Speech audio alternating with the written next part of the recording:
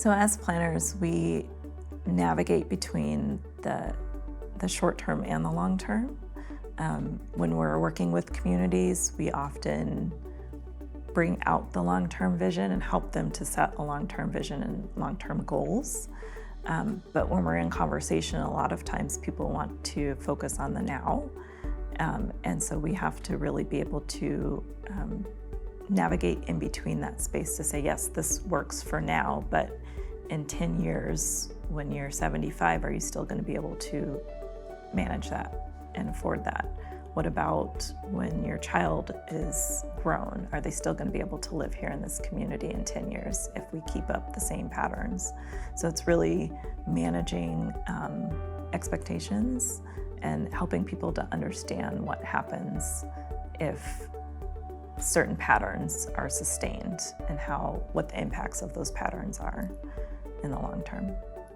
Planners regularly work with policymakers to help craft both policies and programs for different communities.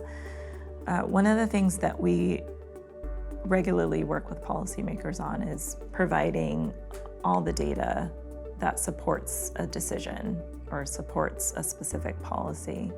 And that can include, like, here's the past population trends, the past housing trends, here are the gaps that we know exist in the communities, and here are some recommendations that we have to fill those gaps based on best practices, trends, and what we heard from the community and what the community wants to see. And so we usually provide that to policymakers to help support a decision or support legislation. As part of the recommendations and synthesizing all of that, we come back to the community to say, this is what we heard, is this correct, are we on the right track? Before we go to policymakers to say, here's what we heard, here's what we found, and here's where we think the community should go in the future based on all of that process.